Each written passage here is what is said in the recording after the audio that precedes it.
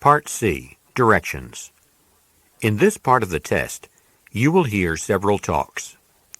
After each talk, you will hear some questions. The talks and questions will not be repeated. After you hear a question, read the 4 possible answers in your test book and choose the best answer. Then, on your answer sheet, find the number of the question and fill in the space that corresponds to the letter of the answer you have chosen. Here is an example. On the recording, you hear, "Listen to an instructor talk to his class about a television program." I'd like to tell you about an interesting TV program that'll be shown this coming Thursday. It'll be on from 9 to 10 p.m. on Channel 4. It's part of a series called Mysteries of Human Biology. The subject of the program is the human brain, how it functions, and how it can malfunction. Topics that will be covered are dreams, memory, and depression. These topics are illustrated with outstanding computer animation that makes the explanations easy to follow. Make an effort to see this show. Since we've been studying the nervous system in class, I know you'll find it very helpful. Now listen to a sample question. What is the main purpose of the program? In your test book, you read, A. To demonstrate the latest use of computer graphics. B. To discuss the possibility of an economic depression. C. To explain the workings of the brain. D. To dramatize a famous mystery story. The best answer to the question, what is the main purpose of the program, is C. To explain the workings of the brain. Therefore, the correct choice is C. Now listen to another sample question. Why does the speaker recommend watching the program? In your test book, you read, A. It is required of all science majors. B. It will never be shown again. C. It can help viewers improve their memory skills. D. It will help with coursework. The best answer to the question, why does the speaker recommend watching the program, is D. It will help with coursework. Therefore, the correct choice is D. Remember, you are not allowed to take notes or write in your test book. Questions 39 through 41. Listen to a radio talk about fossil fuels. Today, I want to discuss fossil fuels, such as coal, oil, and natural gas. The term fossil fuel refers to the trapped remains of plants and animals in sedimentary rock. You see, living plants trap energy from the sun by the process of photosynthesis, and they store the energy in their chemical compounds. Most of that energy is released when the plant dies and decays.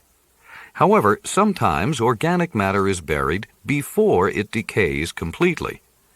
In this way, some of the solar energy becomes trapped in rocks, hence the name fossil fuel. Although the amount of organic matter trapped in any one growing season is small, the accumulated remains from millions of years are considerable.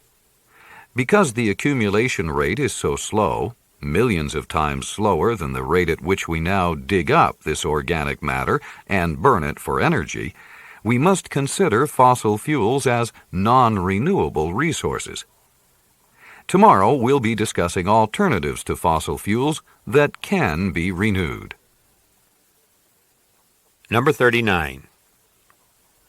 What is the main topic of this talk?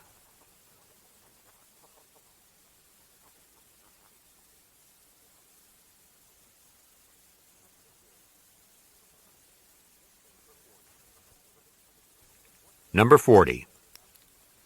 What does the speaker say about the accumulation of fossil fuels?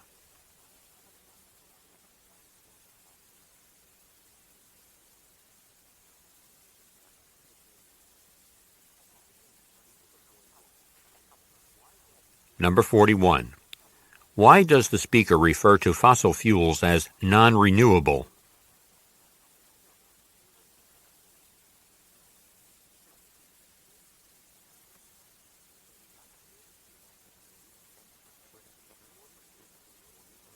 Questions 42 through 46. Listen to a talk given in a pottery class. We've been together now in this pottery class for several weeks, and I feel you are all doing very well. I thought you might be interested in hearing about a ceramics workshop that will be held here at the college next month. Kate Ferguson, who was recently named by Ceramics Monthly as one of the dozen best potters in the world, will be at the Recreation Center for an intensive 7-day workshop. Participants in the workshop will, Kate has assured me, make a lot of pots and be able to work closely with her on refining their techniques and skills. There's only room for 18 potters and advanced pottery students in the workshop, so everyone will get personal attention. It costs $175, which includes all your materials, and a picnic, which is usually attended by all of the participants at the end of the workshop. A $50 deposit is required ahead of time, with the rest of the tuition due by May 15th. I should mention that this workshop is co-sponsored by the Van Howe Chemical Company, which is donating the clay.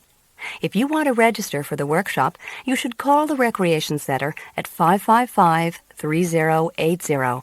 You should really consider taking advantage of this opportunity. Number 42. Who is Kate Ferguson?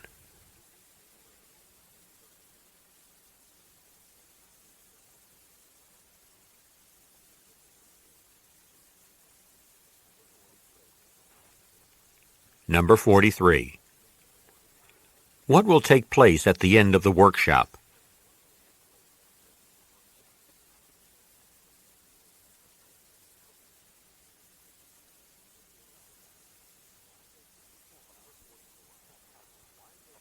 Number 44. Why does the speaker mention the Van Howe Chemical Company?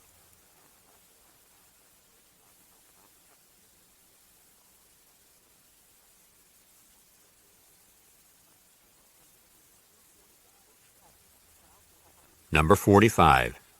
How can the students register for the workshop?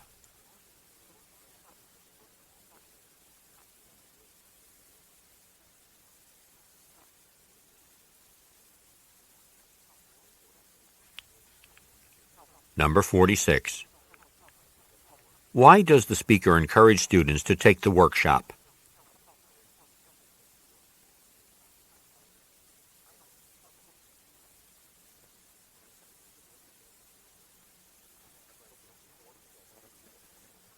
Questions 47 through 50.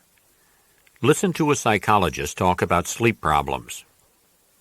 You might think that most of the patients at sleep clinics are being treated for sleeplessness, commonly referred to as insomnia, but that is not the case. The majority of sleep clinic patients suffer from disorders of excessive sleep, or hypersomnia. While most insomniacs somehow manage to drag themselves through the day and function at acceptable, although not optimal levels, this is not so for people who suffer from hypersomnia. They are incapacitated by irresistible urges to sleep during the day, often in inappropriate situations, at business meetings, in supermarkets, or at parties. Even more dangerous is their failure to remain awake when driving or operating machinery. Falling asleep in such situations could obviously be life-threatening. Many hypersomniacs suffer from narcolepsy, for which the primary symptom is excessive daytime sleepiness. Though not apparent in childhood, this symptom most often appears for the first time during the teen years and continues throughout a person's life. The sleep attacks may occur as many as 15 to 20 times during the course of the day and last for periods from 15 minutes up to 2 hours. What can be done to help those suffering from narcolepsy? There are certain drugs that can help, and specialists suggest voluntary napping to decrease the frequency of such sleep attacks. Number 47. What is hypersomnia?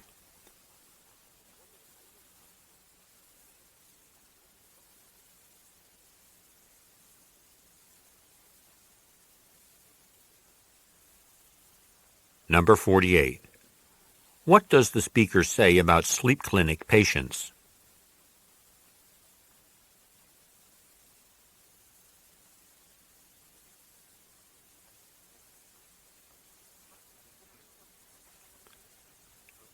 Number 49. When does narcolepsy usually first become apparent?